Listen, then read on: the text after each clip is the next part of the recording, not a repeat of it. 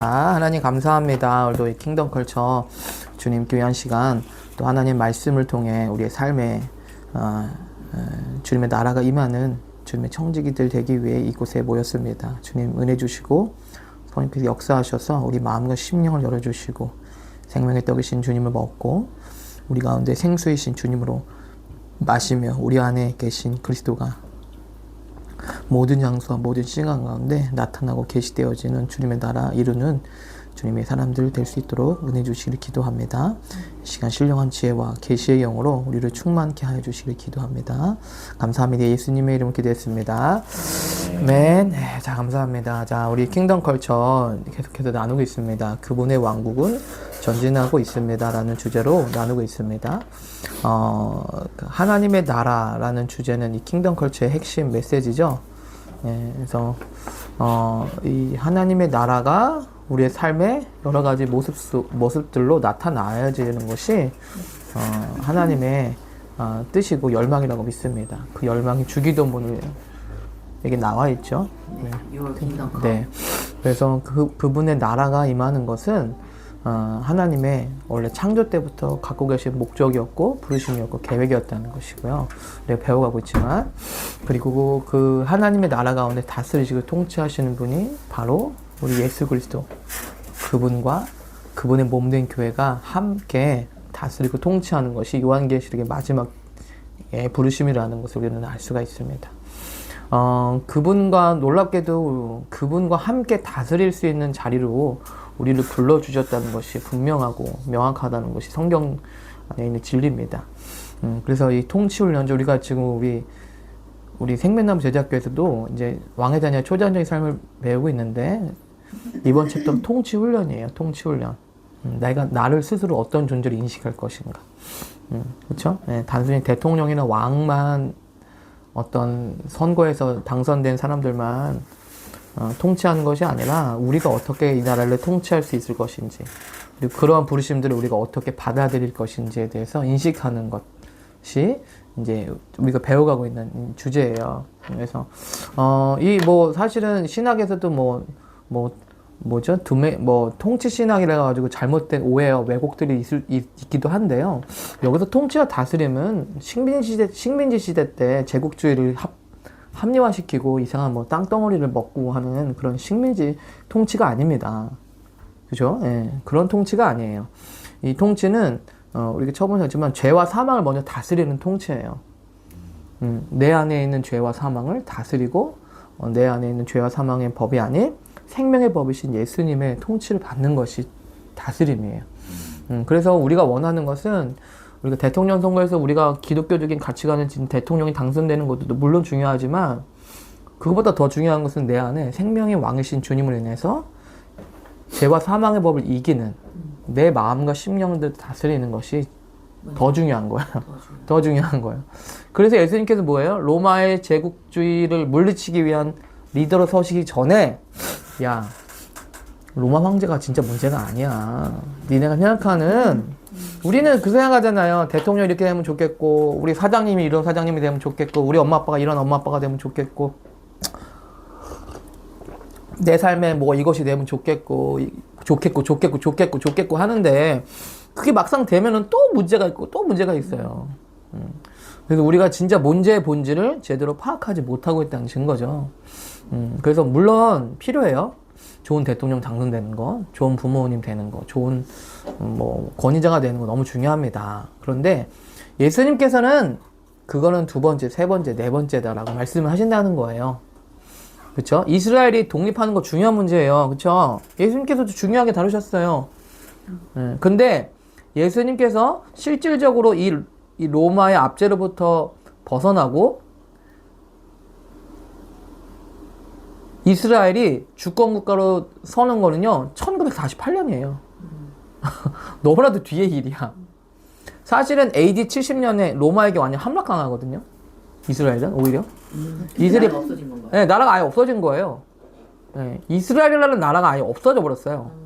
세상에서 역사에서 우리가 보는 구약시대에는 포로 귀환기 1차, 2차, 3차 포로 귀환이 시대라도 있었지. 그래서 스룹바벨이라도 와가지고 성전을 다시 짓고 느헤미야가 성전이라도 재건했지. 그렇잖아요? 근데 오히려 AD 70년경에는 이제 이스라엘이라는 글자가 없어져 버렸어요. 역사 가운데.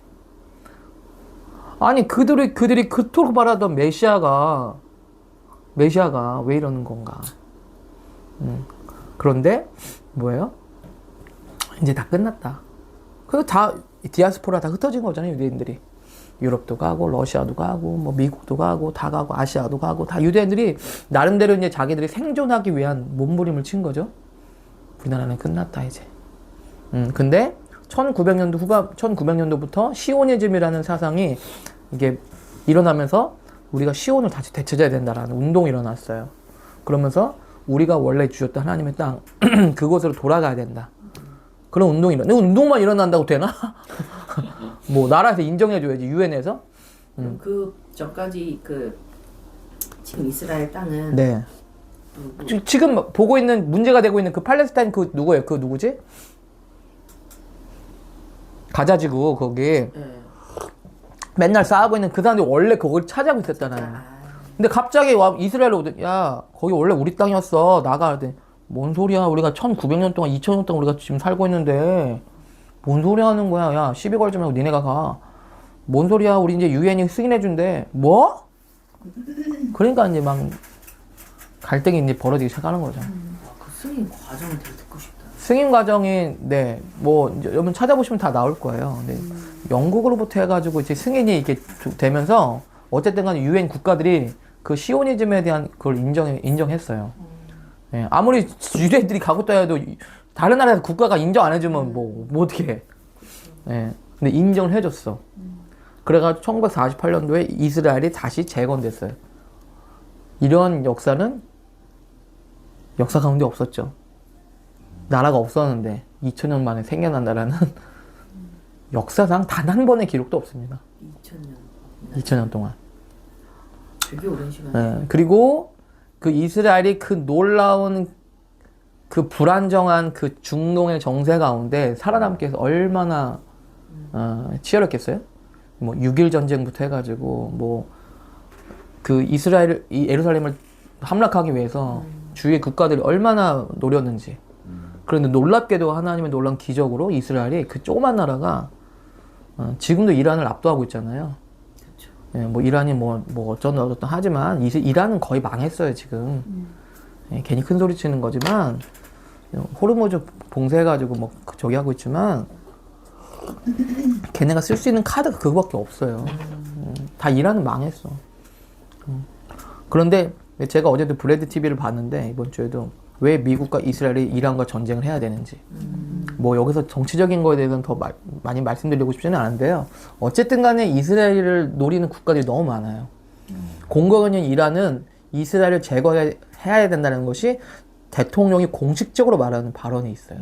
이란 대통령. 이란 대통령이. 이스라엘이 이 땅에서 제거돼야 된다. 그리고 이란이 갖고 있는 그 종말론에 대한 이스라엘을 제거하고 미국을 제거해야 돼요. 예. 그렇기 때문에 핵무기를 만드는 이유는 핵무기를 갖고 있는 이유는 그 사람들이 자위권을 발동하려고 스스로를 지키려는 게 아니라 이스라엘을 제거하기 위해서 만들고 있는 거예요. 이제 들었는데 핵무기가 되기 위해서는 우라늄 농축이 90% 이상이 돼야 된대요. 근데 지금 60%까지 만들었다는 거예요. 좀만 있으면 90%가 되는 거예요. 그러니까 그렇게 전에 친 거예요, 미국이. 그러니까 이스라엘에서는 더 이상 지체할 수가 없었던 거예요. 그리고 그 핵무기는 이스라엘과 미국을 향해 있는 거고. 이번에 다 놀랬죠. 이 탄도미사일이 어디까지 올 수 있나. 기껏해 1000km 갈래나 근데 2000km, 4000km까지 가는 거예요. 유럽이 다 사정권에 들어가는 거예요. 만약에 핵폭탄이 간다면 유럽까지도 다 갈 수 있어요. 좀 있으면 미국까지 가겠죠. 그 기술을 북한이 노리고 있고, 북한이 또 돕고 있고. 예, 이런 상황인 거죠. 그러니까 이스라엘은 그 국가의 생존이 걸린 문제. 뭐 네타냐후가 비리를 저질렀기 때문에 전쟁을 통해서라도 뭐 유지를 해야 되니까 뭐 이 말들도 하지만 그거는 이제 그 사람들이 상상하는 상상이고요. 이스라엘에게는 절체절명의 지금 생존 위기라는 거예요. 그렇기 때문에 무슨 얘기가 이렇게 왔지? 자, 어쨌든 자, 이스라엘, 통치. 통치가, 하나님의 통치가, 물론 국가적인 통치도 물론 있지만, 그러니까 우리가 어떤 정치적인 상황에 대해서도 올바른 목소리를 내야 되지만, 예수님께서 궁극적으로 우리에게 주시고자 하는 통치와 지배권은, 뭐 이슬람도 아니고요. 이슬람도 아니고요. 뭐 테러리스트도 아니에요. 이란도 아니고요. 그래, 이란 조심히 잘해야지. 근데 먼저 너희가 죄와 사망의 법을 이기지 않는, 그 이란 이기면 뭐하냐 니네가 라는 거죠. 그래서 뭐예요? 예수님께서는 예수님 언제입니까? 이 나라를 회복할 때가 언제입니까? 네가 너무 이렇게 행하지 말고 먼저 약속한 성령을 받아. 언제입니까, 예수님? 이 나라가 언제 회복될 수 있습니까? 때와 시기는 알 게 아니고, 오직 성령이 너에게 임하시면 너희가 증인이 될 거야. 라는 거는 뭐, 교회를 세우라는 게 아니고요. 너희 안에 먼저 하나님의 나라를 먼저 세워라. 라는 거죠. 그래서, 그 가치들을 예수님께서도 말씀하고 있다는 것입니다. 그래서, 그러니까 통치라는 개념을 오해하면 안 되겠다는 거예요. 일부 비판자들이 그렇게 비난을 해요. 왜곡을 한단 말이에요. 통치 신학 해가지고, 지배 신학 해가지고, 무슨 뭐, 제국주의 식민지 시대처럼 기독교 국가를 만들고 하는 그런 통치가 아니라는 것을 알으셔야 돼요. 그죠? 아니, 창세기부터 나와 있는데 다스리고 통치하라고. 그게 무슨 수의사 되는 게 아니잖아요. 수의사 되는 게 아니에요. 동물들 다스리라는 게 아니야.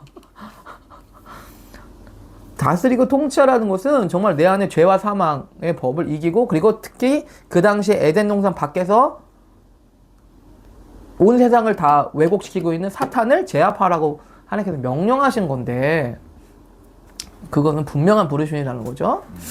그래서 그런 다스림과 통치들을 회복하기 위해서 마지막 아담이신 예수님께서 오셨다는 거죠. 예, 그렇죠? 자, 그래서 통치와 다스림에 대해서는 왜곡하면 안 되겠다. 라는 것입니다. 오해하면 안 되겠다라는 것입니다. 자, 그분의 왕국은 전진하고 있습니다. 입니다. 주제가. 자, 하나님의 나라가, 그래서 창세기부터 있었던 주제고요. 하나님의 원래 계획입니다. 이것이 에덴 동산 가운데 있었고요. 이것이 성막을 통해서 이스라엘 진영 가운데 이제 하나님의 나라가 이루어졌죠. 그쵸? 그리고 성전을 중심으로 해서 이스라엘은 국가가 이제 하나님의 나라를 예표하는 나라가 되었어요. 그런데 이제 이스라엘도 이제 망하고 성전도 무너져 버렸죠. 특별히 성전이 무너져 버렸잖아요. 이제 더 이상. 그래서 이제 뭐예요? 새 언약을 통한 우리 안에 성전이 되게 하시는, 그렇죠? 성령이 우리 안에 거하심으로 해서 우리가 성전이 되는 이 하나님의 나라를 하나님께서 지금 세워가고 계시고 전진하고 있다는 것입니다. 자,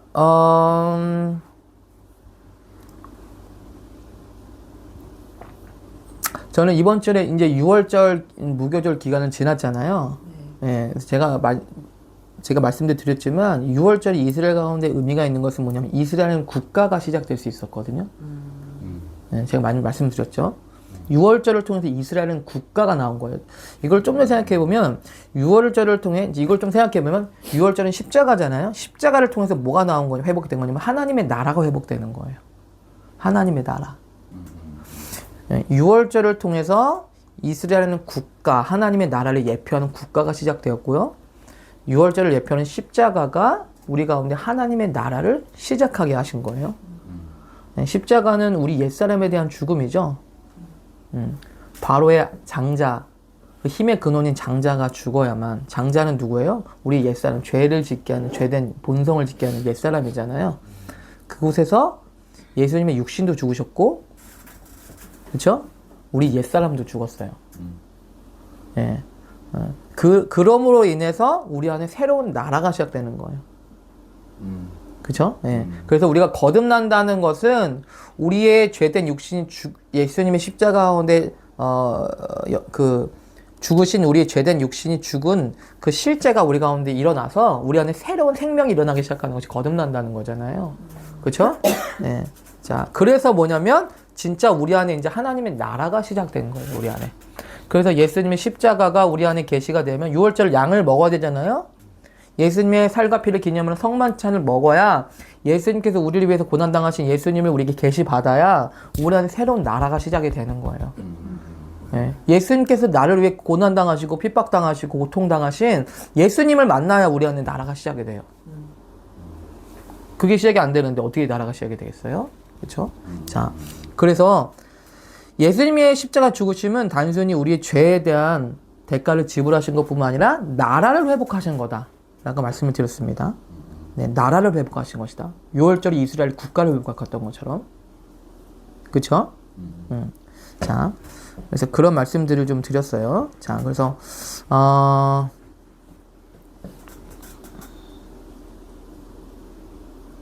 그 지난 시간 나왔죠. 하나님은 크시고 승리하십니다. 악마는 자꾸 패배했습니다. 우리는 전투 중이지만 결과는 의심의 여지가 없습니다. 하나님은 크시고 승리하셨습니까? 네. 십자가에서 죽으신 것이 예수님의 승리가 될 수 있을까요?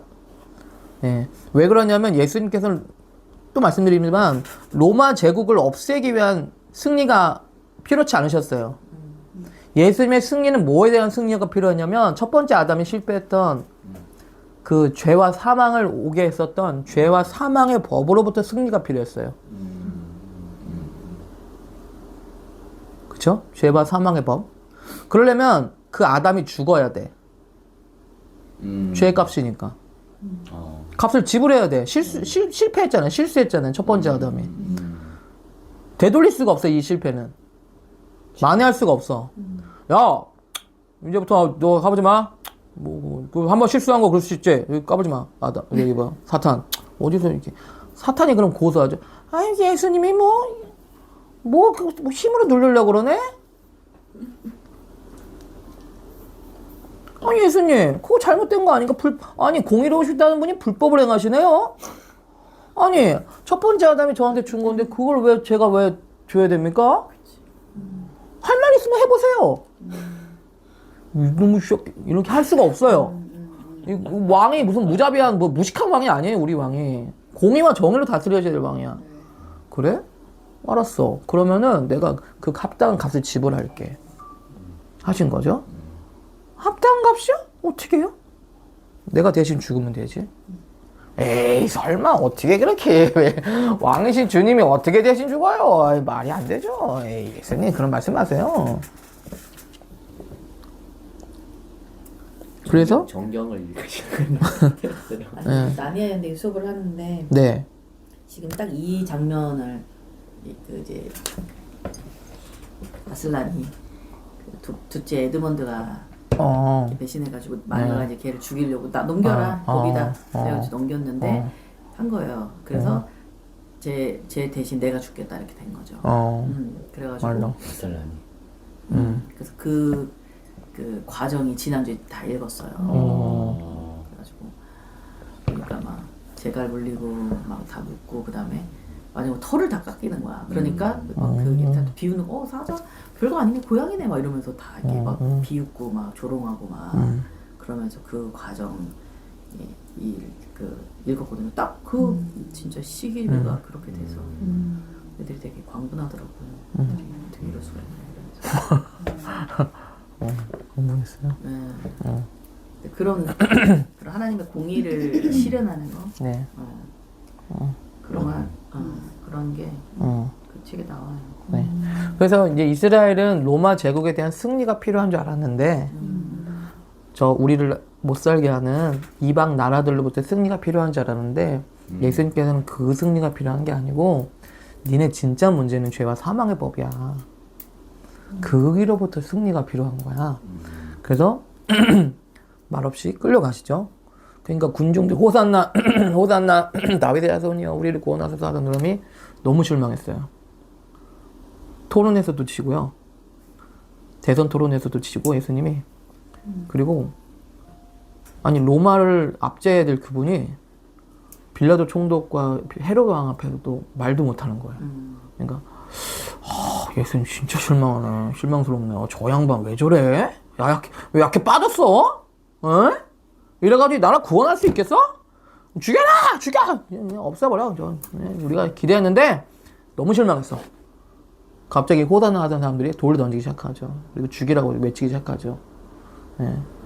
예수님이 철저하게 실패하신 것처럼 보였지만 예수님은 12군단 되는 천사를 동원하실 수 없는 능력이 없는 게 아니라 진짜 승리가 필요한 곳에 승리를 하시기 위한 십자가의 길을 가셨죠. 사탄은 자기가 승리했다고 생각했지만 거기 영화에서 나오잖아요. 예수님 십자가 달려주는 거. 와! 자기가 승리한 줄 알았는데 아차 이게 아닌데 이게 아닌데 이런 스토리가 되면 안 되는데 이제 깨닫기 시작했어요. 십자가에 달려 죽으실 때. 예, 사탄이 갖고 있는 악함 때문에 예, 그 악함이 갖고 있는 한계 때문에 그 예수님의 승리를 절대로 볼 수가 없었어요. 그래서 승리하셨습니다. 죄와 사망의 법을 물리치고 오늘 초실절 부활주일날 예수님이 살아나셨죠. 죄의 사건 사망이라고 그랬는데 하나님 말씀하신 것을 네. 다 이루시면서 네. 공의를 행하시니까 사단도 하나님한테 네, 말을 못하죠. 말 못해. 모든 맘 감히 말을 못하죠. 네. 네. 네. 그러니까 완전한 공의를 이루시고 정을 이루실 뿐만 아니라 주님의 자비와 긍휼로 그것을 이루셨죠. 그렇죠? 세상에 이런 종교는 없습니다. 자기가 지은 피조물을 위해서 특히 실수와 실패를 위해서 죄를 대가들을 지불하는 이야기는 상상도 할 수 없는 이야기죠. 네. 그래서 지금 얘기하시는데 온유에 대해서 그렇게 천군천사로 부를 수도 있고 십자가에서 안 저기 하실 수도 있는데 그 힘이 있지만 안 하신 거잖아요. 네. 지금 온유한 예수님이 네. 생각이 났어요. 네. 그래서 진짜 지배권은 힘으로 하는 게 아니죠. 진짜 지배권은 파워로 하는 게 아니에요. 그건 지배권이 아니죠. 제가 설교 때도 말씀드렸지만 그 쉰들러 리스트에서 그 독일 히틀러 장교 그 장교와 쉰들러 사장과 두 대화가 나오는데 이 장교는 겁을 주고 총살해가지고 위협을 해서 권력을 얻는 사람이고 쉰들러는 유대인들을 도와주고 살려줌으로 인해서 유대인들로부터 권력을 얻는 사람이에요. 인정을 받는 사람이에요. 그러니까 비아냥대죠. 이 독일 장교가 아니 쉰들러 씨, 뭐 유대인들한테 그렇게 잘해줍니까? 그 사람들한테 뭐 개보다도 못한 인간들한테 그렇게 잘해줘서 뭐합니까? 비아냥대요. 쉰들러 얘기해요. 진짜 힘은 총 칼에 있는 게 아닙니다. 그 힘은 거기서 나오는 게 아닙니다. 잘 모르시는구나. 거기서 나오는 게 아닙니다. 이렇게 얘기해요. 어떻게 보면 영향력과 권력을 지닌 두 영향력이 어디서 나오는지 대비되는 딱 장면이 있어요. 장면.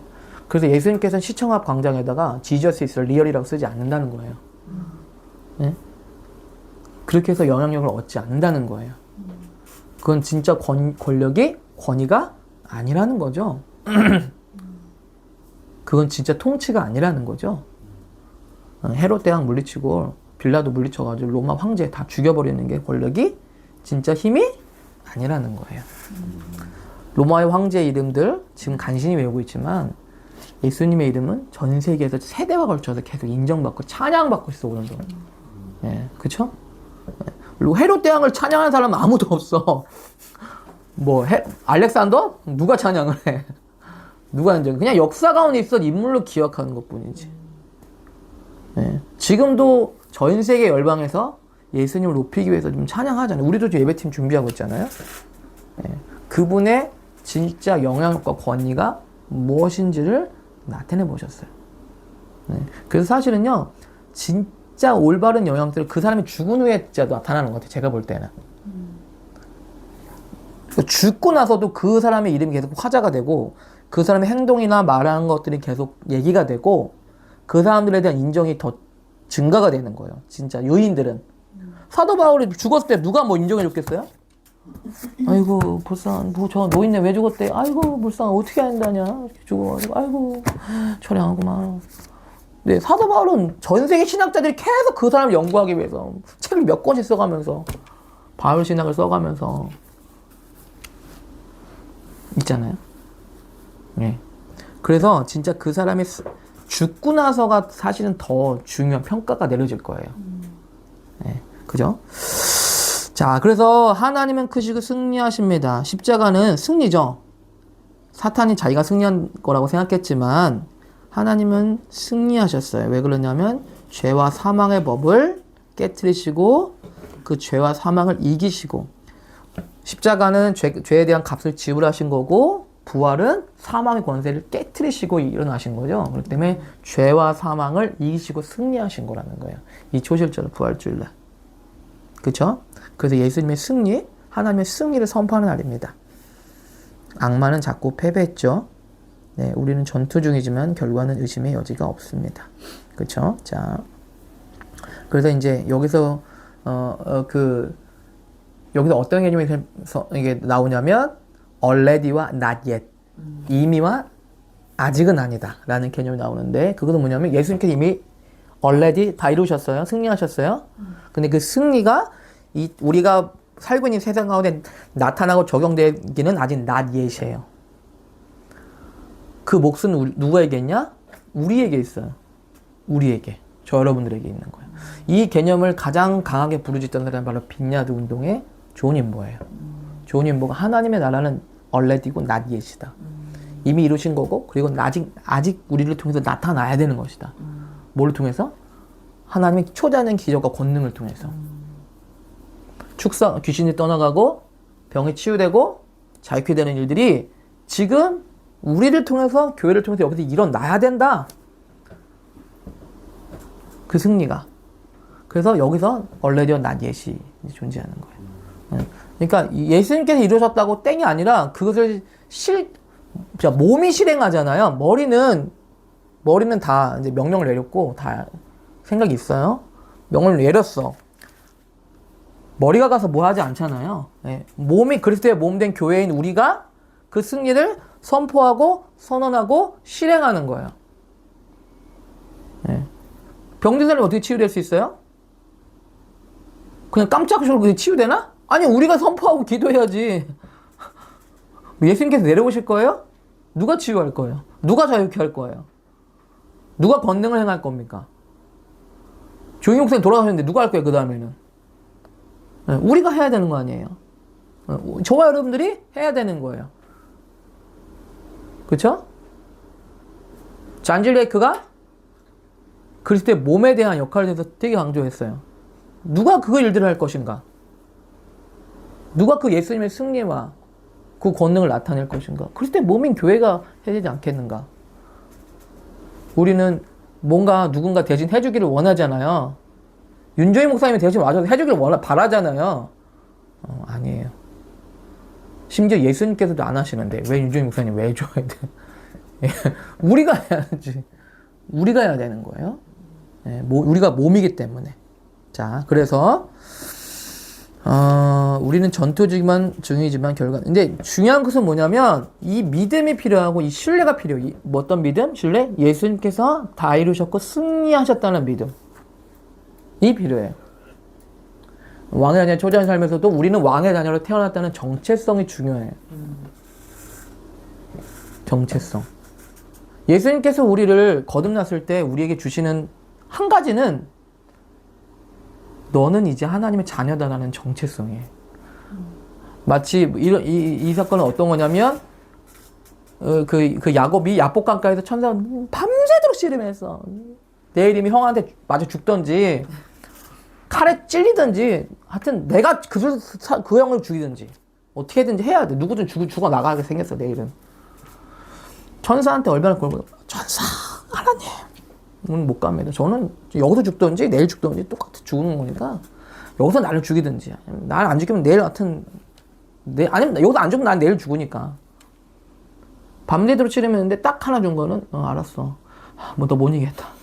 알았어. 너 이제 이름은 이제 이스라엘이야. 에? 끝이에요? 밤새도록 치르면는데 이름 하나 딱 주고 갔어. 아니 저기 밤새도록 치르했는데 약속을 주셔야죠. 형님 내일 어떻게 될 수 있는 거예요? 아니 그런 거 모르겠고 너한테 이제 새로운 이름만 줄게. 새로운 이름? 뭐 개명하라고 그 땡이에요 그게? 뭐 새로운 이름 하면 뭐 형님이 뭐 나를 뭐 안 때리나? 새로운 존재가 됐어. 마치 우리가 거듭났을 때 하나 주신 것은 그래 너는 이제 내 아들이다. 딱 하나 줬어. 어쩌라고요, 그죠? 뭐 땡이에요? 끝이에요? 뭐 기적이 나오든지 뭐 어떻게 하는지 해야 될 거 아니에요. 너가 스스로 생각하는 너의 정체성이 이제 더 이상 너는 야곱이 아니고 이스라엘이다.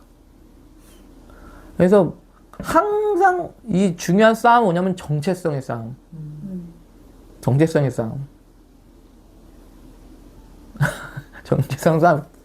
우리가 항상 힘들어지고 뭔가 상태가 안 좋을 때, 나는 실패했어. 나는 너무 형편없고, 나는 쓸모가 없고, 나는 사람들한테 인정받지도 못하고, 뭐 나는 별로 이런 생각들이 우리를 하잖아. 그래서 원수가 어떤 걸 치냐면 우리 정체성을 쳐. 너는 할 줄 아는 게 뭐냐? 너는 도대체 하는 게 뭐냐? 뭐 이런. 너는 그거밖에 못하지? 너는 원래 그런 인간이야. 뭐 계속 이런 생각. 정체성을 계속 건드려. 정말 끊임없이. 끊임없이. 평생 그럴 것 같아. 윤재 목사님도 들판에 들어가면서 저 목사, 세상에는 큰 나무만 있는 게 아니야. 세상에는 자꾸 들풀도 있는 거야. 뭐 그래서 뭐 자기는 뭐 들풀이라는 건 뭐야? 아니 뭐 본인은 들풀이라는 거야? 지금 듣자 하니까 다 목사들도 다 이게 정체성. 나는 별로 중요하지 않은 사람 같아. 그래서 뭐냐면 정체성을 확립하는 건 굉장히 중요한 문제예요. 그래서 하나님께서 우리를 만나시면 하나님 임재 속에서 뭘 듣습니까? 그래 병이야 세계 복음화에 네가 나가라 이게 하는 게 아니라 너는 내 딸이다. 내가 너와 함께 하겠다. 내가 너를 사용할 거다. 너는 나의 나라를 이룰 거다. 이런 말씀 하시잖아요. 그러니까요. 그 말을 제일 잘 알아들어야 되는데 그런데라고 항상 털을 붙이니까 이게 제일 중요한 말이에요. 정말 그것만 제대로 깨달으면 맞아요. 충분히 우리가 우리는 듣고 싶은 말이 있지만 하나님은 필요하신 말을 하시잖아요. 그렇죠? 너는 내 아들이다. 너는 나의 종이다. 아들아, 내가 너와 함께 할 것이다. 내가 너를 사용할 것이다. 요셉이 감옥 안에서 들었던 말들일 거 아니에요. 근데 나는 계속 감옥에 있는데 뭐야? 지금 함께 하고 있다고요? 이게 감옥인데 지금 여기가? 내가 너와 함께 할다. 너는 나의 아들이다. 나의 종이다. 내가 너를 사용할 것이다. 내가 너를 인도할 것이다. 나는 선한 목자다. 내가 너를 그 앞길을 이끌 것이다. 난 감옥에 있는데 여전히 지금. 난 광야에 있는데 지금 계속 광야인데. 계속 원수 싸우면 정체성, 하나님의 우리를 향한 부르심을 우리가 신뢰할 수 있는가? 받아들일 것인가? 받을 거죠. 그죠? 그래서 우리에게 그런 새로운 정체성, 우리의 존재를 회복시키는 거예요. 우리의 존재. 우리가 존재가 하나님께 어떠한 존재인지를 회복시키는 거죠. 우리의 능력을 회복시키는 게 아니라 우리의 먼저 존재를 회복시키는 거예요. 그죠? 그래서 이 하나님으로부터 나오는 이 우리가 무엇을 이루기 전부터 주시는 이 정체성 안에 우리가 제대로 안식하지 못하면 성취가 우리를 사로잡을 수 있는 거죠. 대단한 성취를 이루면 역시 이제 그죠? 그런 사람이지. 그 성취가 내가 돼버리는 거죠. 그래서 그 성취에서 뭐 조금이라도 빗나가기 시작하면 우리가 불안하고 초조해지기 시작하죠. 하나님은 그런 우리를 원하지 않으시겠죠. 저도 하나님, 내가 너한테 너의 능력과 지혜를 구하지 않는다. 너의 마음을 원한다. 그 말씀이 더 크게 와닿고 나서는 제가 마음을 점검하기 시작했어요. 예전엔 사실 나도 내가 뭐 한 게 별로 드러 나타나는 게 없으니까 그걸로 되게 막 이렇게 흔들리고 그랬는데 맞아요. 그 하나님 관계에서 뭐 깨달았다고 해서 뭐 감동받았다고 해서 그냥 쫙쫙쫙 올라가는 게 아니라 이렇게 올라갔다가 다시 내려왔다가 왔다 갔다 하면서 포용성 이렇게 그리는 것 같아요. 맞아요. 그래서 우리가 하나님께서 우리를 어떻게 바라보시는지를 내가 온전히 받아들이고 나를 그렇게 바라보아야만 정상적인 우리의 존재를 살아갈 수가 있어요. 내가 생각하는 나가 아니라. 자녀들을 볼 때 얼마나 사랑스럽고 예뻐요. 특별히 뭐 안 해도 자녀들을 볼 때 얼마나 사랑스럽고 예쁜지 몰라요. 예. 그래서 자녀들이 그런 아빠 엄마의 그런 자녀들을 존재들을 사랑하고 내가 인정해준다는 그 사랑이 아이들한테는 굉장히 중요한 파운데이션이잖아요. 그래서 아침에 일어나면 이렇게 안아주는 게 한글 숙제니 이런 게 아니라 안아주는 거. 내가 너를 사랑해. 내가 너와 함께 할 거야 라는 그 뭐예요? 파운데이션. 이번 주에 가영이가 좀 귀한 고백을 좀 했어요. HC 하는데 이제 회사에서 여러 가지 이제 상사나 여러 가지 불합리한 것에 대해서 얘기를 좀 했대. 근데 이제 뭐 이렇게 나쁘게 얘기한 거 아니고 감히 얘기를 잘 못하는 건데. 근데 이제 놀란 게 뭐냐면 자기가 원래 그런 캐릭터가 아니라는 거야. 이렇게 잘 얘기 못하고 꾹꾹 누르고 그냥 이렇게 쓰기는. 근데 그렇게 얘기를 하는 거야. 자기가 결혼도 해서 안정도 좀 취하고 받고 이제 느끼고 교회 공동체가 이렇게 안정감 있게 있어주니까 자기도 모르게 그런 안정감 속에서 꾹꾹 누르는 삶이 아니라 이렇게 자유롭게 얘기할 수 있는 그런 토대가 된 것 같다 얘기를 하는 거예요. 그래서 너무 좋다. 우리가 항상 지지해 주니까 그래 야 가영아 뭐 그 클레임을 걸었다고 뭐 잘했고 잘못했고 떠나서 네가 네 스스로의 존재를 숨기지 않고 얘기했다는 건 너무 잘했다. 응? 이렇게 격려해 줬거든요. 근데 이제 그렇게 고백하는 교회 공동체가 함께 해주고 있다. 이 언약 공동체가 함께 자기가 있어준다는 거에 대해서 되게 안정감을 느낀다는 거예요. 안정감을. 그래서 그런 말을 하더라고요. 너무 감사한 거예요, 그게. 그죠? 예. 뭐 교회가 이래라 저래라 하는 게 아니라 그냥 그 존재를 받아주고 인정해주고 샤밧 할 수 있는 그런 모임이 있다는 거. 지지하고 있다는 거. 그게 아이들한테 되게 중요하잖아요. 아이들한테는. 그런 걸 받고 네. 자기가 갈 길로 가는 거죠. 지금 큰 애들이 지금 그렇게 해서 나가고 있잖아요. 맞아요. 그런 것처럼. 그래서 그런 안정감을 줄 수 있는 것이 어디 있을까? 그 언약 관계 안에. 언약 관계는 뭐예요? 위대한 성취를 한 사람과의 합리적인 계약 관계가 아니고 그냥 그 존재와 존재를 인정하고 받아들여주고 함께하는 관계잖아요. 그게 언약 관계. 유일한 관계는 가정과 교회예요. 가정과 교회밖에 없어요. 비즈니스 관계는 그렇게 이루어질 수가 없어요. 동호회에서 될 수 없어요. 저도 축구 동호회 가는데요. 그런 관계 없어요. 네, 그런 게 없어요. 교회와 가정밖에 없는 거예요. 근데 관계가 우리 그냥 존재 자체를 받아들여주는 그 관계가 나의 가장 근본적인 밑바탕을 형성해 준다는 거예요. 비즈니스가 없는. 네. 이익관계가 아니라. 그쵸? 네. 그래서 바로 그러한 존재로 하나님께서 우리를 받아주신 거잖아요. 내가 위대한 목사가 되기 전에 하나님 나를 받아주셨잖아요. 네. 그래서 내가 가장 실패했을 때 나를 받아주셨어. 나를. 그죠? 네. 가장 스스로가 부끄러웠을 때 나를 받아주신 거예요. 네. 그런 안정감을 어디서 얻을 수 있겠어요. 그죠? 네. 그러한 존재로 받아주는 그 정체성 있잖아요. 그 정체성과 그 관계 안에서 우리는 안식을 느끼는 거예요. 안식을 누리는 거예요. 네. 그죠? 가정에서도 그렇고, 교회에서도 그렇고. 그죠? 그래서 뭐 이번 주 샤바 때 많이 좀 나누셨죠? 좀 서로 이제 연약함도 나누시고, 부족함도 나누실 수 있잖아요. 그죠? 예. 네, 이번 주 뭐 어떤 은혜가 좀 있으셨어요? 샤바 때?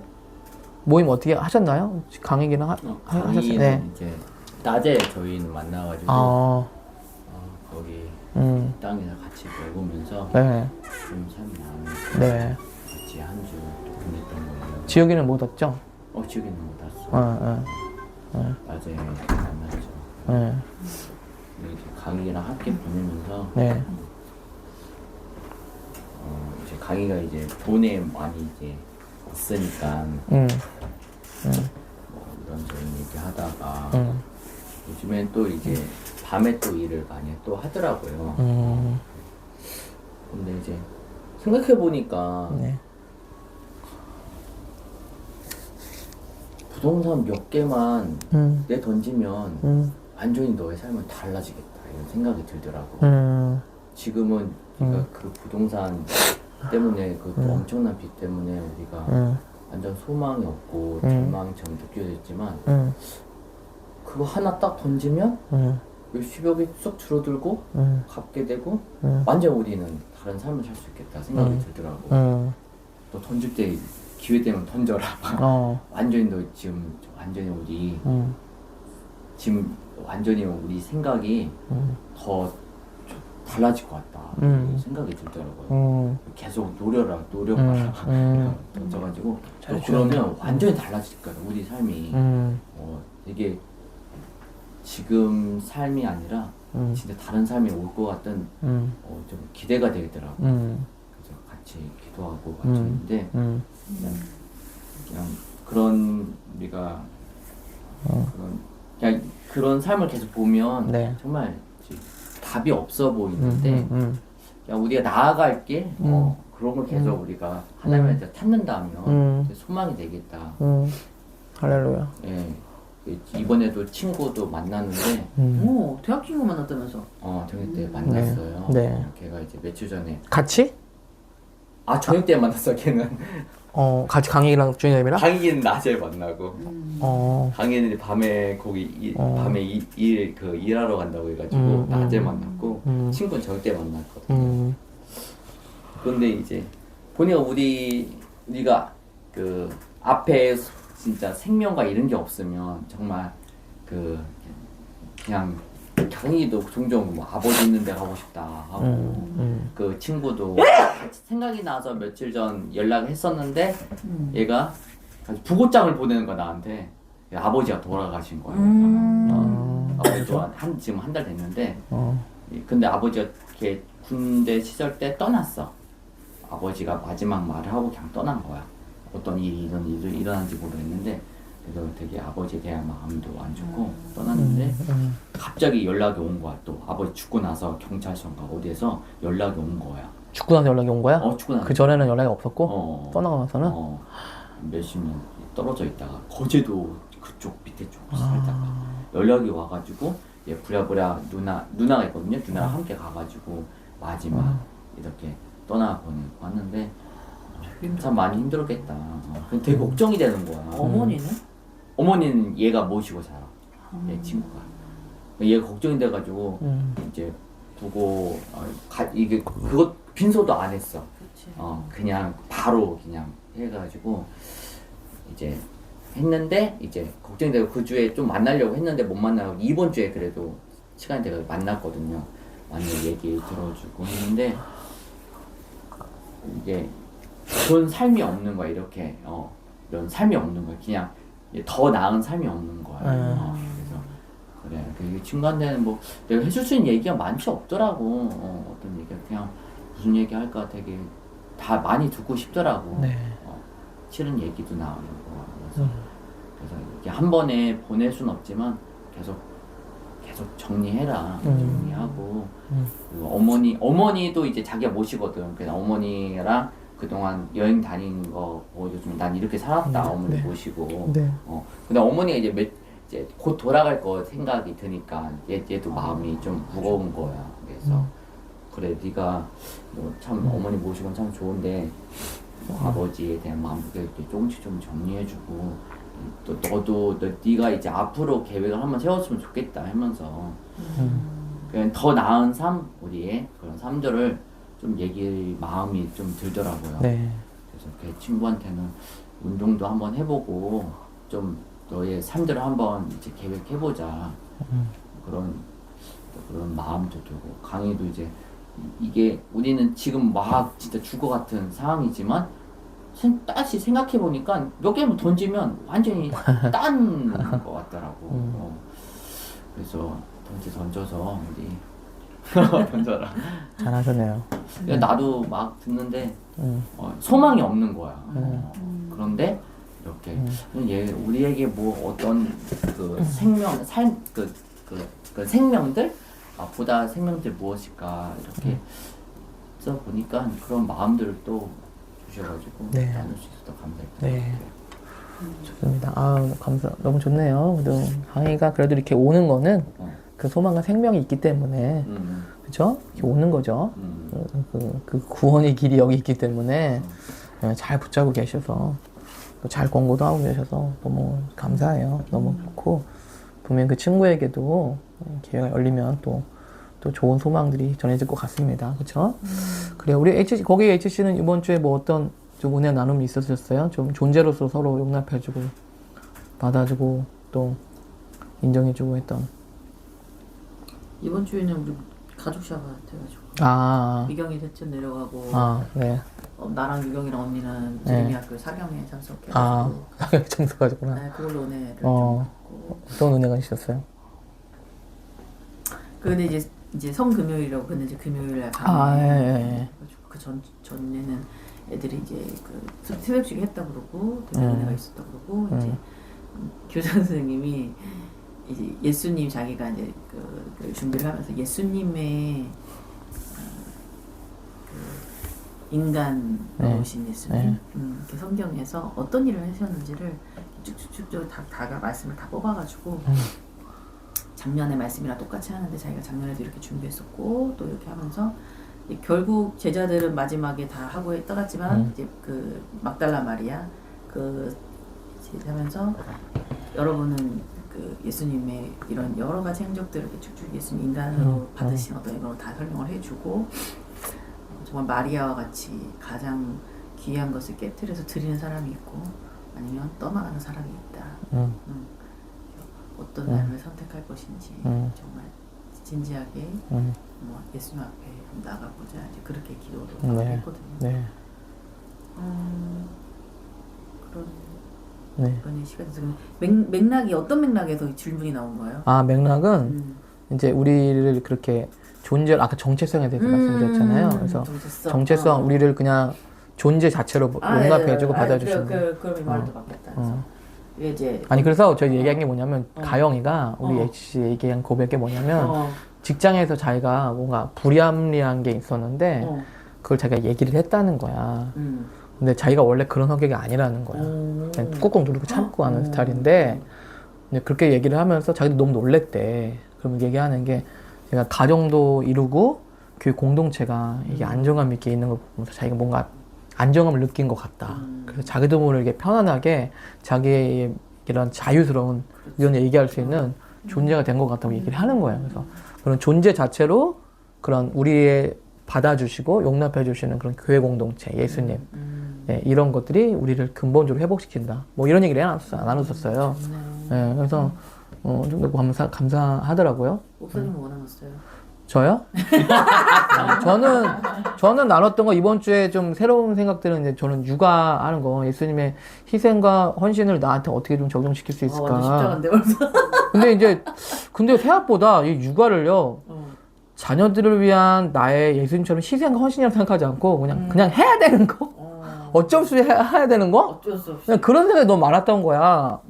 근데 자녀가 내 것도 아니지만 이 하나님의 나라를 위해서 얘들이 헌신한다는 그런 고귀한 생각들을 못하고 아휴 어쩔 수 없지 뭐 해야지 뭐 약간 이런 문제만 익히지 말아야 그냥 내 자식이 어떻게 하겠어? 뭐 이렇게 약간 이런 생각들을 갖고 있었던 것 같더라고 내 생각에. 그래서 이번 주에 내가 그런 생각하면 안 되는데 내가 자녀들을 위해서 내가 충분히 앞에 하는 학교도 보낼 수 있는데 내가 헌신하고 희생하는 건데 내가 왜 공개하는 생각을 못했을까? 그래서 나는 항상 지금 뭔가 퇴보하고 있다. 나는 내가 진짜 할 일을 못하고 있다는 생각을 너무 많이 들 때가 있거든요. 네. 육아를 더 많이 하게 되면서 육아를 하면서 막 하나님의 나를 이루겠다 이런 생각을 잘 못하게 되는 거예요. 근데 그런 생각을 해야 되는데 근데 6월절 기간에 내 육아하는 것도 내가 설교하는 만큼 내가 중요한 하나님의 나라를 위해서 헌신하는 건데. 그 전날 밤에 다음 스케줄 미리 다 기도로 받아. 그런 하나하나를 내가 하는 건데, 마치 설교할 때는 하나님 나라를 하는 것 같고, 네, 애들한테 막 밥 먹일 때, 야, 먹어라, 할 때는, 이거 언제 하나님의 일을 하나, 이런 식으로 생각하는 그런 이분법적인 사고들이 내 안에도 지금도 너무 많아요. 뭐, 지금도 많았지만. 그래서, 내가 이번 주에는 그 묵상을 좀 해서 먼저 그의 나라 의를 구한다는 게 뭘까? 네. 그분의 나라와 통치를 이룬다는 거 볼까? 이런 생각을 좀 많이 했거든요. 그래서 저한테는 이번 주에 그렇게 좀 적용이 되니까 되게 나는 지금 퇴보하고 있고 나는 지금 아무런 쓸데없는 시간을 보내고 이런 생각이 아니라 나는 되게 예수님이 십자가만큼 아니지만 나도 나름대로 그런 나라를 위해서 헌신하고 있구나 생각을 좀 가져야겠다는 생각을 좀 했어요. 그래서 저는 이런 걸 나눴고, 예. 지금 이런 부분을 네. 제가 HC 오랫동안 많이 했잖아요, 엄마들. 이런 거 나누면 서로 격려하면서 우리가 되게 가치 있고 중요한 일을 하고 있다라는 거가 그렇죠. 계속 이렇게 쌓이면서 서로 힘을 얻거든요. 예.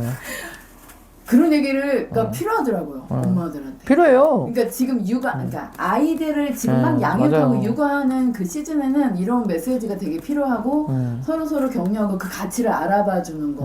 만약에 맞아요. 엄마들이 이렇게 하고 있는데 아빠들이 그 가치 못 알아주면 엄마한테 되게 힘들 거예요. 근데 어쨌든 그런 문화들이 되게 많이 있는데 어쨌든 맞아요. 목사님은 또 아빠시고 하니까 아마 이만큼은 좀 메시지가 좀 덜 갔을 수도 있겠다 싶어요. 아빠 입장에서. 그러니까 이제 그때 얘기했을 때부터 남편한테 이제 들어왔을 때 매일 이 이야기를 해달라고 그랬어요. 아. 아내는 정말 위대한 일을 하고 있어. 이 얘기를 요구를 했어 아예? 어, 이렇게? 왜냐면 진짜 하루 사모님이 남편한테 육아 했을 때. 했을 때. 할 때. 집에 하루 주 종일 담당하시니까. 저도 요구하는데 네. 필요해요. 아, 뭐 일 갔다 오셨을 때? 수업 갔다 왔을 때? 그냥 인정하는 말 많이 해달라. 아, 그냥 왜냐면 뭐, 잘해줘, 잘 표현해. 뭐 상황에 따라서 엄마가 주로 잘하셨어요, 할 수도 있고 잘하셨어요. 아빠가 주로 할 수도 있는데 서로 상대방의 그런 것들을 격려하고 하는 게 되게 중요하더라고요. 그리고 저도 지금 이게 그러니까 저도 그래서 이번 주에 어떤 선생님 만났는데 이 선생님이 그동안 그러니까 눈에 보이는 일 그런 역할들로 정체성을 이렇게 세워가는 그런 게 있었었는데 그 가정이 세워지는 거에 있어서 정말 그 엄마의 자리와 아빠의 자리, 그 하나님이 주신 그 권위와 그런 역할들에 대해서 좀 얘기 나누면서 이 선생님이 일을 좀 줄이고 가정 세우는 거에 좀 집중하려고 그렇게 큰 결단을 하고 했어요. 근데 뭐 눈에 보이진 않잖아. 그런 역할들이. 그렇지. 일을 해서 성과가 있는 게 돈을 아니니까. 통장에 딱딱 나오니까 내가 이만큼의 그렇지. 역할을 했다라는 게 나오지만 그렇지. 사실 뭐 먹이고 뭐 하는 그렇지. 거 별로 맞아요. 안 나오잖아요. 맞아요. 그러니까 이 선생님이 하다가 와 내가 이것도 제대로 못하고 이것도 제대로 못하고 너무 혼란스럽고 괜히 했나 보다. 좀 나 별 하는 게 없는 것 같구나 그런 거였는데 얘기 들어보니까 너무 좋은 일이 많이 있었는데 선생님 지금 굉장히 가치 있는 거를 눈에 보이지 않지만 중요한 거를 세워가고 있다. 그러면서 좀 그런 거 많이 격려를 해줬어요. 그리고 이제 사춘기 얘기를 하면서 사모님이 늘 제2의 탄생 얘기하시는데 그런 얘기도 조금 하면서 지금 인생에서 눈에 그 뭐 재정 그런 부분은 조금 이렇게 내려갔지만 정말 그 측량할 수 없는 정말 소중한 것들을 세워가는 거에 대해서 좀 이렇게 얘기를 하게 돼서 이런 얘기 할 수 있는 것도 이러면서 어쨌든 많이 들었기 때문에 이제 할 수가 있는 거죠. 맞아요. 타더라 하면서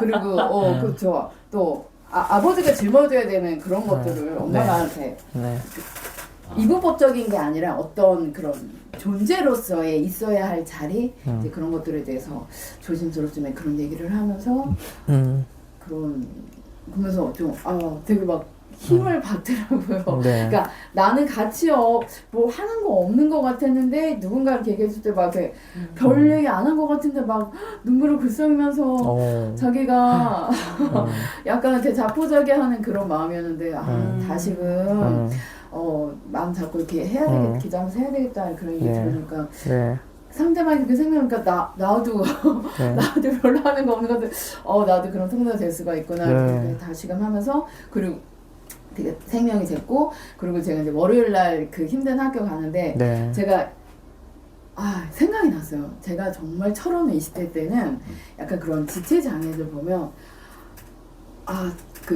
저런 사람들끼리 결혼해서 자녀를 낳으면 그런 확률이 높으니까 그 약간 그 다원주의처럼 그 진화론적인 관점에서 건강한 아이들이 많이 태어나야지 이제 그런 거야.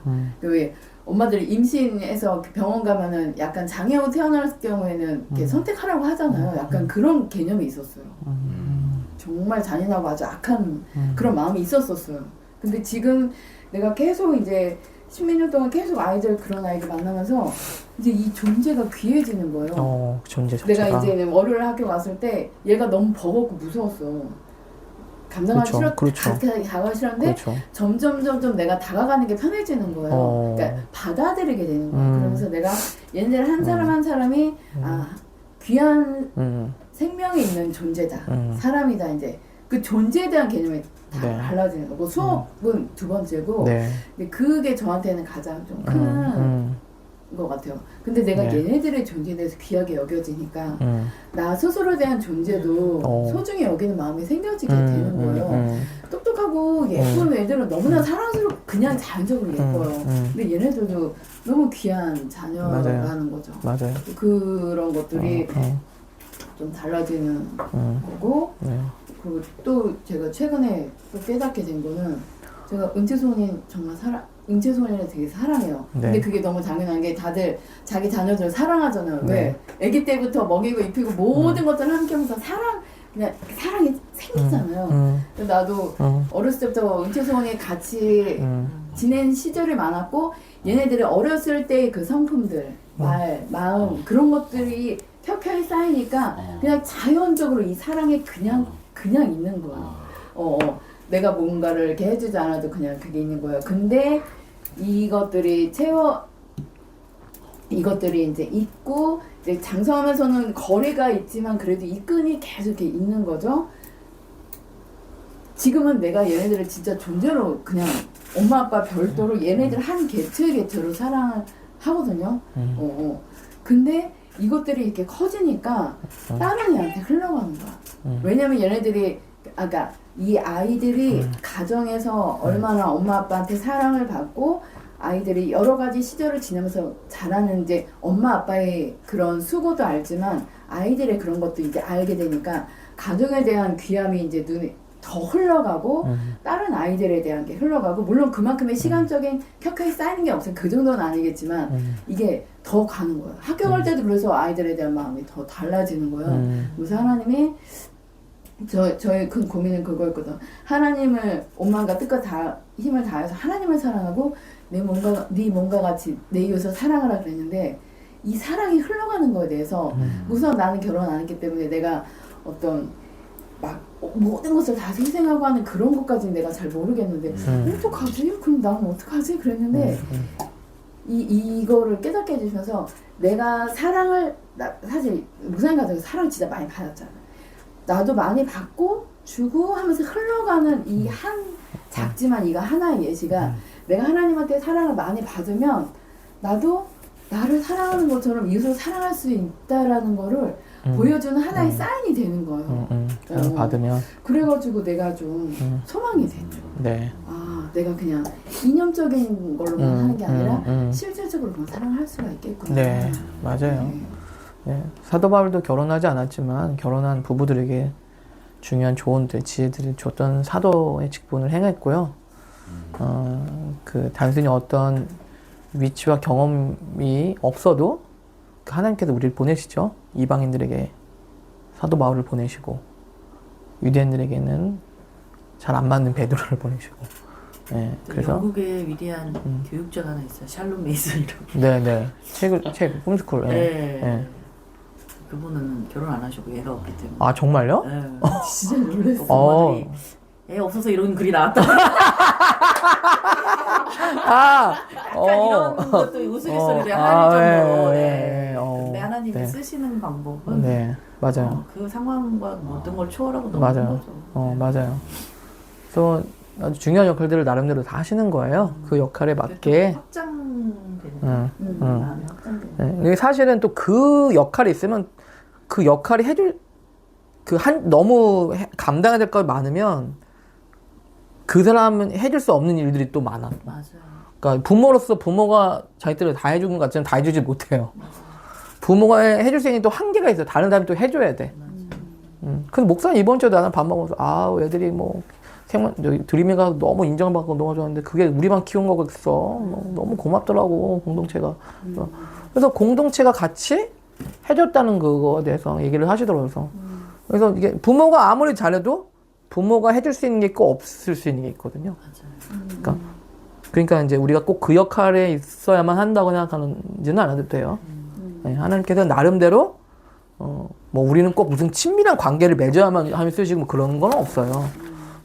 언제 친밀한 관계를 맺어 다 그런 사람을 다 했어요. 물론 그건 좋은 중요한 위치겠죠. 하지만 하나님께서는 그걸 초월해서도 일하신다는 거예요. 네, 우리 명자매를 통해서도 아주 네, 놀라운 그 격려를 받으실 거예요. 그 인정을 받는 거는요, 또 새로운 차원의 그런 정체성을 다지는 그런 아주 격려가 될 겁니다. 그렇죠? 좋습니다. 자, 나름대로 네, 좋습니다. 간증들. 자, 두 번째 가치를 오늘 좀 살펴볼게요. 두 번째 가치 빨간색 글씨 한번 읽어주세요. 누가? 우리는 당신의 나라가 임하시오며 당신 뜻이 하늘에서 이루어진 것 같이 땅에서도 이루어지다라는 기도를 믿고 생활합니다. 그러므로 우리는 왕이 오실 때까지 자비와 공의와 의를 세우기 위해 자연적이고 초자연적인 방법으로 왕과 동역합니다. 네.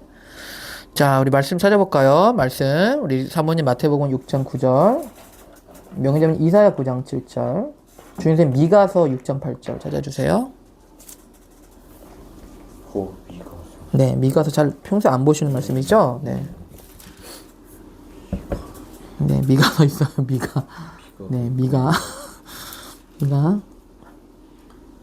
그러므로 너희는 이렇게 기도하라. 하늘에 계신 우리 아버지여, 이름이 거룩히 여김을 받으시오며 나라가 임하시오며 뜻이 하늘에서 이루어진 것 같이 땅에서도 이루어지이다. 주기도문이죠? 네, 자 10장 7절 8절 읽어주세요. 마태복음 10장 7절. 가면서 전파하여 말하되 천국이 가까이 왔다 하고 병든 자를 고치며 죽은 자를 살리며 나병 환자를 깨끗하게 하며 귀신을 쫓아내되 너희가 거저 받았으니 거저 주라. 대적 7절 8절에. 네, 이제 자 예수님께서 공생의 사역을 하실 때 복음을 전할 때 말씀하셨던 주요한 말씀이 뭐냐면 천국이 가까이 왔다라고 말씀하시면서 시작하셨죠. 천국이 가까이 왔으니 Kingdom is near라고 말씀하시면서 복음을 전하셨어요. 그 말은 네가 죽을 때가 다 됐다라는 말씀이 아니라 이제 뭐예요? 두 가지 의미가 있다고 저는 믿어요. 하나님의 나라에 실제 예수님께서 지금 가까이 와 계시잖아요. 예수님이 하나님 나라예요. 예수님이 자신이 하나님 나라잖아요. 그러니까 그분이 지금 앞에 와 계시잖아요. 가까이 왔다는 의미고, 그리고 예수님을 통해서 회복되어질, 통치가 실현되어질 죄와 사망의 법을 이기는 나라가 시작되는 때가 이제 왔다라는 거죠. 예수님이 십자가를 통해서 부활을 통해서 이제 하나님의 나라가 회복, 6월절은 나라를 회복시킨다고 제가 말씀드렸잖아요. 십자가는 나라를 회복시키는 거예요. 그러니까 그 나라가 지금 왔다는 거예요, 지금. 야, 니네 그 나라 꿈꾼다며. 로마로부터 자유하는 나라가 아니고 진짜 너네 필요한 나라가 지금 여기 가까이 왔어. 이제 얘기하는 거예요. 그렇죠? 그래서 주기도문도 킹덤 컴이라고 기도하라고 가르치셨고, 하나님 여기 그 10장 7절에서도 복음을 전하실 때 항상 천국이 가까이 왔느니라, 하나님의 나라 가까이 왔느니라 라고 말씀하시면서 복음을 전하셨어요. 자, 그 다음에 이사야 9장 7절 말씀해 주세요. 그 정사와 평강의 더함이 무궁하며 또 다윗의 왕자와 그의 나라에 군림하여 그 나라를 굳게 세우고. 네. 지금 네, 좋습니다. 거기까지. 자, 여기 보면 정사가 나오죠. 정사가 좀 어려우지만 이건 거버먼트예요. 정부예요. 정부를 얘기하는 겁니다. 한 아기가 우리에게 있는데 그 어깨는 정사를 메었다는 거예요. 정사라는 것은 통치를 얘기하는 거야. 다스림, 정부, 거버먼트를 얘기하는 겁니다. 이게 영원하다는 거예요. 이게 정부가. 그러니까 이사야 9장 7절의 말씀은 하나님의 나라, 예수 그리스도께서 오셔서 회복하실 그 하나님의 나라가 영원할 것이다라는 예언적인 메시지예요. 아시겠죠? 이사야 9장. 사리수한 장 5장 6절. 명자님. 네, 거기 옆에 있죠? 이사야 33장 5절 6절. 네. 33장 5절. 네. 여호와께서 지극히 존귀하시니 그는 높은 곳에 거하시며 정의와 공의를 시온에 충만하게 하시니라. 네. 이 시대에 평안함이 있으며 구원과 지혜와 지식이 풍성할 것이니 여호와를 경외함이 내 복이니라. 네, 정의와 공의가 충만할 것이다라고 하는데, 정의와 공의는 기본적으로 나라가 있어야 정의와 공의가 성립이 되는 거예요. 내가 뭐 정의롭게 하겠다 이 정의가 아니고, 그 나라가 갖고 있는 나름대로 가치와 그 뜻이 그 나라의 정의와 공의예요. 정의와 공의라는 자체는 나라를 배경으로 이루어지는 거예요. 악당들을 물리치는 정의 공의가 아니고 기본적으로 나라가 성립되기 위한 것이 정의와 공의예요. 그래서 나라가 세워지려면 뭐가 세워져야 돼요? 정의와 공의. 한마디로 헌법이 세워져야 되잖아요. 제가 지금 말씀드렸죠. 그래서 이승만 대통령이 재헌 국회를 먼저 시작하고 정부를 세운 거예요. 헌법이 없는데 정부를 어떻게 세워? 헌법이 먼저 있고 정부가 세워지는 거예요. 그렇죠? 그래서 재헌 국회, 헌법을 먼저 만들고 대통령이 당선이 돼서 취임한 거예요. 헌법이 없는데 무슨 바탕으로 권위를 행사할 거야? 뭐 인기투표야? 뭐 대통령이? 아니에요. 헌법을 바탕으로 정부가 세워지는 거예요. 그 정의와 공의도 정부가 바탕에 대해서 세워지는 거예요. 뭐 자기가 생각할 때 이게 맞고 이게 틀리고 해서 이게 정의 공의가 아니에요. 사람들이 오해해요. 정의와 공의하면 뭐 자기들이 생각하는 게 옳게 생각하는 것이 이루어지는 정의라고 생각하는데 하나님의 나라가 회복되는 것이 정의와 공의예요. 그 나라가 없이는 정의와 공의가 있을 수도 없습니다. 이해하시죠? 네. 자, 마태복음 10장 42절 읽어주세요. 미가서. 네. 사람아 주께서 선한 것이 무엇임을 내게 보이셨나니 여호와께서 내게 구하시는 것은 오직 정의를 행하며 인자를 사랑하며 겸손하게 내 하나님과 함께 행하는 것이 아니냐. 네, 많이 들어본 말씀이시죠? 네, 여기서도 정의를 얘기하고 있습니다. 미시파 팀이죠? 저스티스라고, 영어는 저스티스, 제데크와 미시파 팀을 하는데, 이제 하나님의 제데크와 미시파 팀, 공의와 정의, 그거를 행하라라고 말씀하고 있어요. 그 나라가 갖고 있는 그 가치들, 그 중요함들을 행하라고 하는 거예요. 그 나라가 갖고 있는 가치들. 자, 이것이 말씀드립니다. 자, 그 다음에 예진 사모님 다시 마태복음 10장 42절. 또 누구든지 제자의 이름으로 이 작은 자 중 하나에게 냉수 한 그릇이라도 주는 자는 내가 진실로 너희에게 이르노니 그 사람이 결탄코 상을 잃지 아니하리라 하십니다. 자, 냉수 한 그릇을 주면 상을 잃지 않겠대요. 자, 이 말씀 무슨 말씀입니까요? 그런 친절을 베풀면 보상하겠다라는 단순히 그런 차원이 아니라 이거는요, 정의와 공의에서는요, 반드시 올바른 보상과 처벌이 있어야 돼요. 정의와 공의는 올바른 보상과 처벌이 있어야 됩니다. 만약에 죄를 지으면 나라에서도 법을 어기면 처벌을 해야 되잖아요. 대통령 아들이라고 면제되지 않잖아요. 네?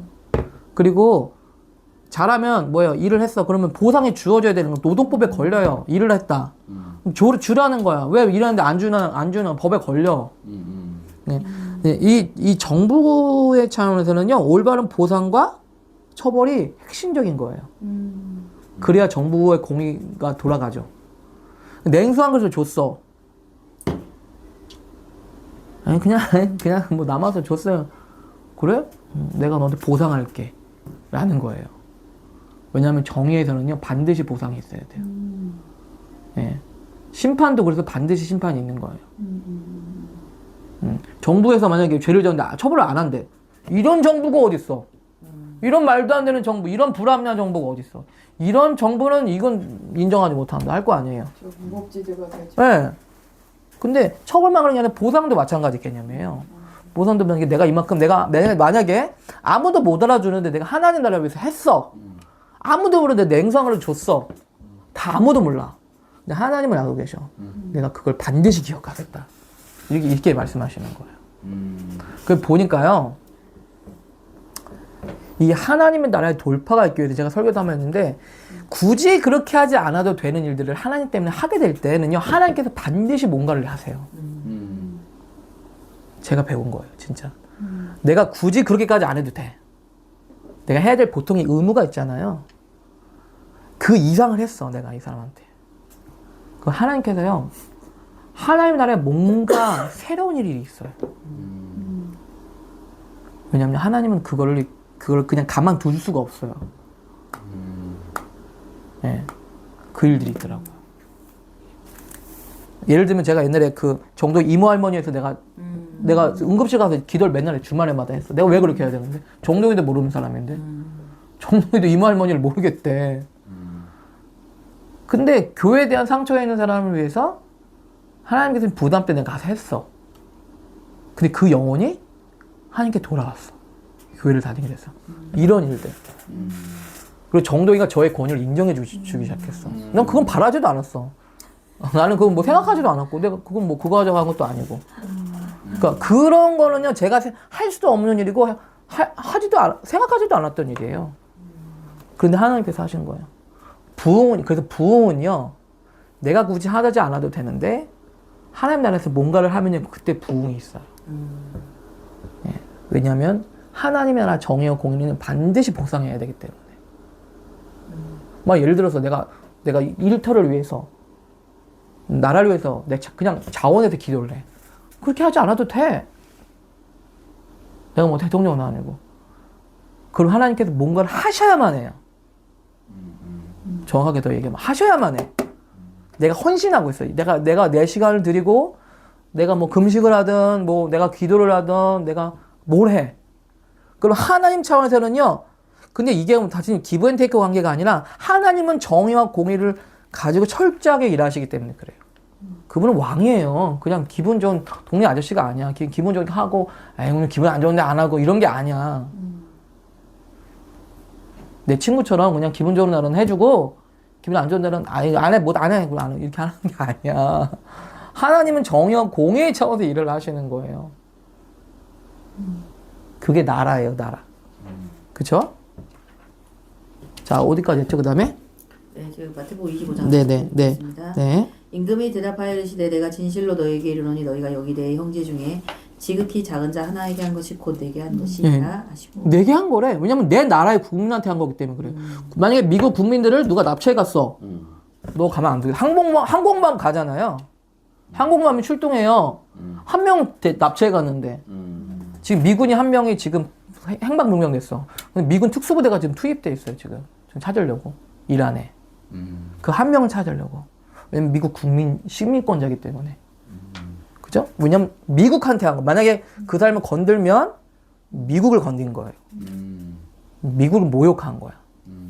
그게 나라예요. 그쵸? 그 나라 때문에 그런 거예요. 자, 그 다음에 야고보서 누구죠? 요한복음 14장 12절. 요한복음 14장 12절. 내가 진실로 너에게 이르노니 나를 믿는 자는 내가 하는 일을 그도 할 것이요 또한 그보다 큰 일도 하리니 이는 내가 아버지께로 감이라. 네, 내가 하는 일을 그도 할 것이다 라는 말씀이죠. 자, 그 다음에 주님의 야고보서 1장 27절.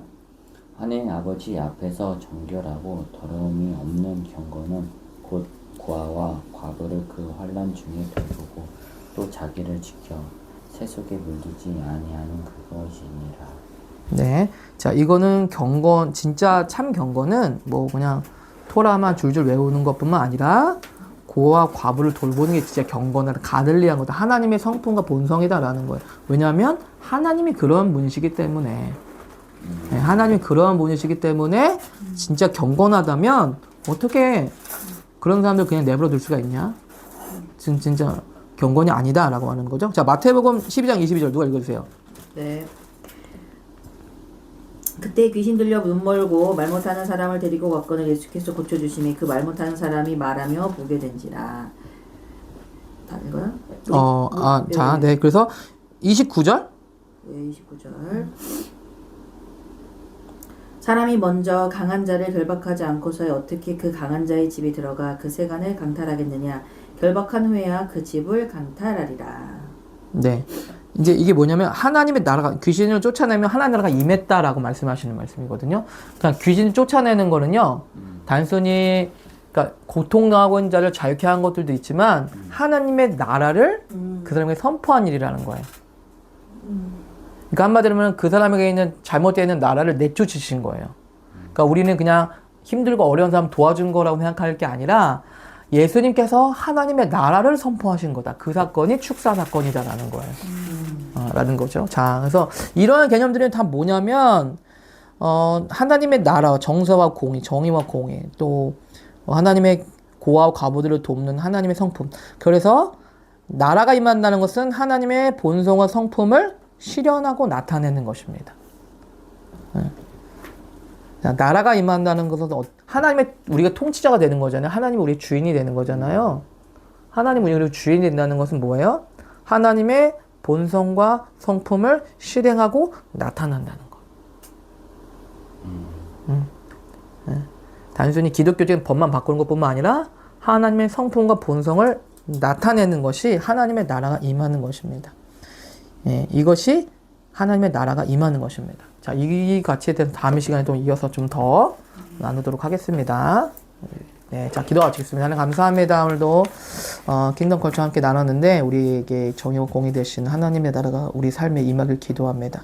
죄와 사망을 이기시고 승리하신 예수님의 승리를 선포하고 그 승리를 우리의 삶에 드러내고 나타내는 삶 되게 해 주시옵소서. 감사합니다. 예수님의 이렇게 되었습니다. 아멘. 자, 수고하셨습니다. 하나님 나라에 대해서 너무 두리뭉실하게 살고 있었는데 이 성경 공부하면